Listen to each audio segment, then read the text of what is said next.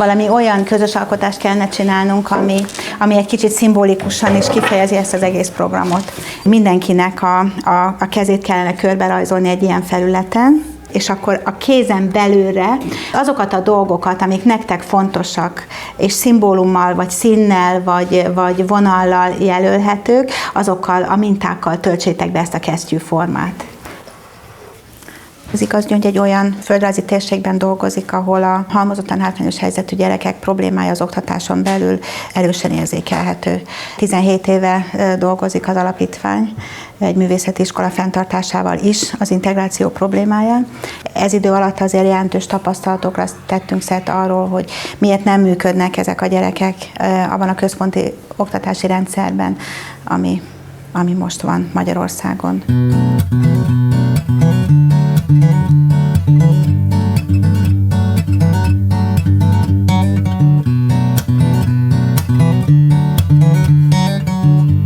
Olyan feladatokat adunk a gyerekeknek, hogy érzelmileg gazdagodjanak, élvezzék, örömteli tevékenység legyen, amiben párosan, vagy kis csoportban, vagy nagy csoportban ezek a gyerekek képesek sikerélményt szerezni, hitet szerezni abban, hogy ők is fontos tagjai ennek a csoportnak, ennek a közösségnek, és hogy lehet ezt transfer hatással az élet más területére, a személyiségfejlesztés más területére is átnyomni.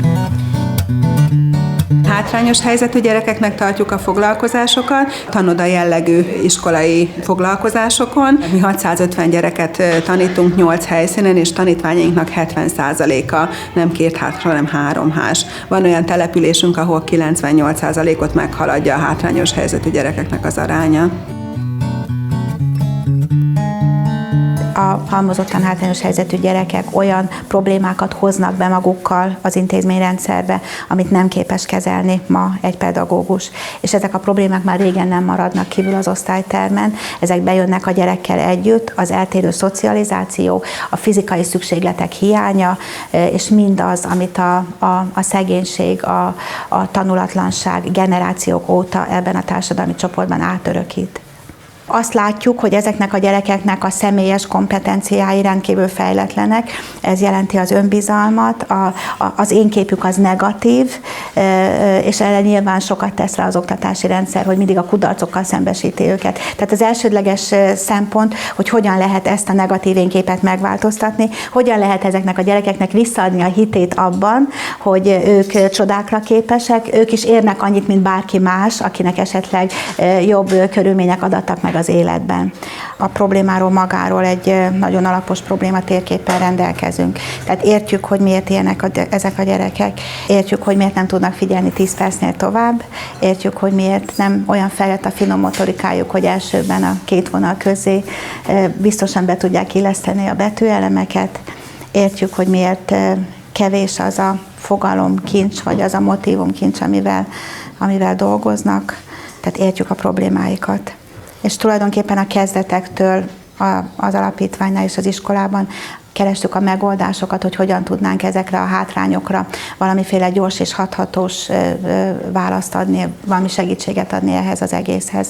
Az alapítványnak a fő profilja az a művészeti tevékenység az oktatásban, és ezért megpróbáltunk ebben az alkotó tevékenységben választ keresni a kérdésre.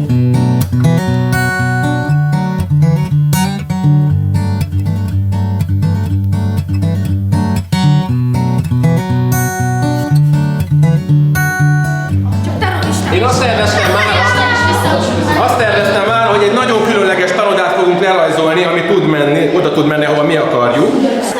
Lerajzolom azt, hogy kinézek a tanodának az ablakán, és hát itt van az ablaka, mondjuk, így. És itt leszek benne én.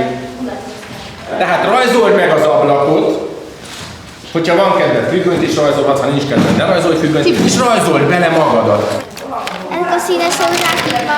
Ezek az interakciók, amik egy ilyen alkotásban ugye létrejönnek a gyerekek között, óhatatlanul néhány gyereket visszávetnek, mert nem tudja magát képviselni, és őket próbálom helyzetbe hozni, hogy beszéljenek egymással, próbáljanak meg kooperálni egymással, és a munkafolyamatokban legyenek egymás partnerei.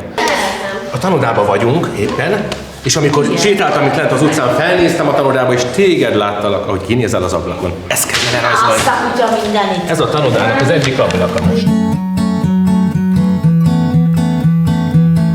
azt is érzékeltük, hogy van egy terület, ami különösen hiányos, ez pedig a szociális kompetenciáknak a területe. Ma a rendszerben tanuló halmozottan hátrányos helyzetű gyerekek sehonnan nem kapnak erre tudatos fejlesztést. Maguk a szülők sem rendelkeznek megfelelő szinten ezekkel a szociális kompetenciákkal.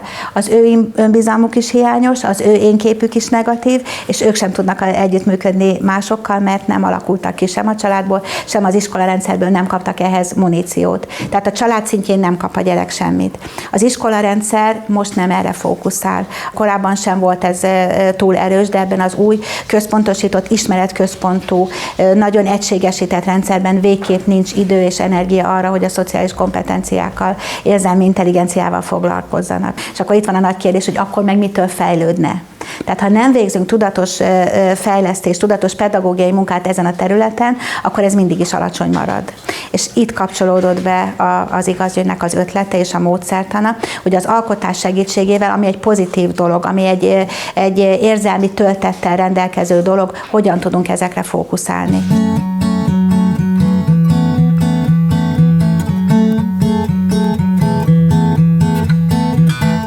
3-as fókuszú vizuális nevelés, amit végzünk. A módszernek a lényege, hogy az alkotás pozitív érzelmi hatásrendszerében szervezi meg a hátránykompenzálást és a szociális kompetenciafejlesztést. Az örömteli tevékenység az a kulcs szó ebben az egészben, ami mögött egy nagyon tudatos pedagógiai fejlesztés áll, mind a 3 pedagógiai célnak teljesülnie kell. A vizuális nevelésen keresztül közelítünk meg nagyon sokféle kompetenciát, amit azt gondoljuk, hogy a hátrányos helyzetű gyerekeknél igenis fejleszteni kell. Igyekszünk ezeket a foglalkozásokat egyrészt játékos formában, másrészt mindig az ünnepkörökhöz kapcsolódva megtartani. Ez mindig nagyon-nagyon fontos, hogy olyan feladatot mutassak, amiben úgymond bele van csomagolva a garantált sikerélmény.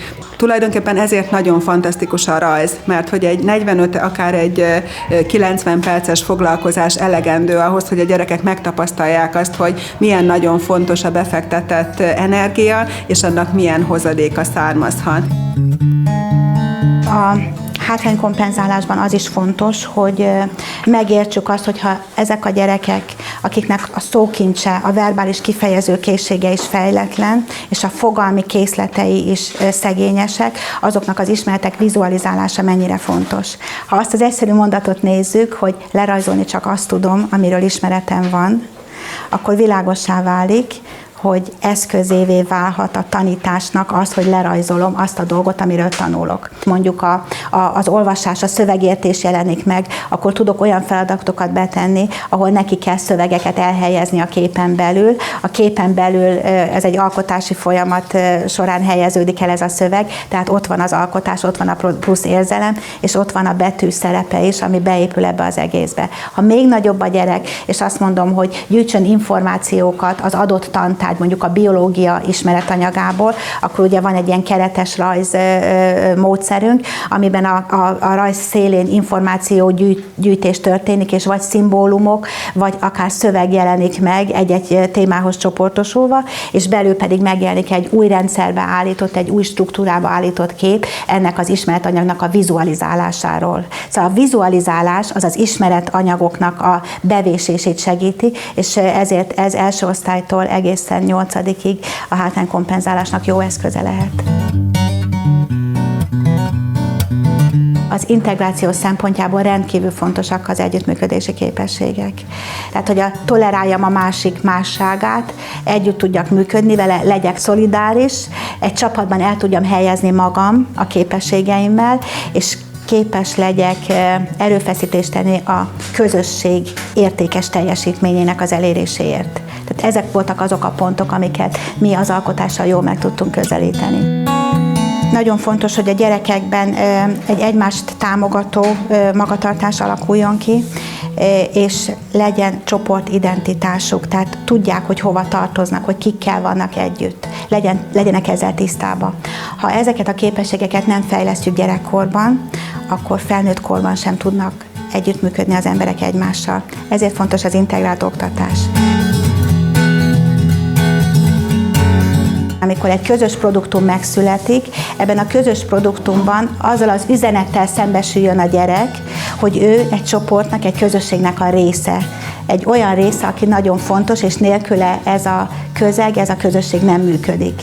Ezek általában nagyméretű alkotások, több gyerek munkájával készülnek el, és egy óriási multiplikáló hatásuk is van, hiszen ezek ott vannak az iskolák falán, a tanodák falán, és újra azt az üzenetet közvetítik a gyerekek felé, hogy jó volt együtt lenni, sikeresek voltunk együtt, és erősek voltunk együtt. Ez egy pozitív kép, ami a gyerekben átjön, újra és újra megismétlődik, megerősödik ezzel az önbizalma, változik az én képe, és erősödik a közösségi tudata, a csoport identitása. Azt hiszem, ezek azok a kulcsfogalmak, amik ebben a módszerben a legfontosabbak.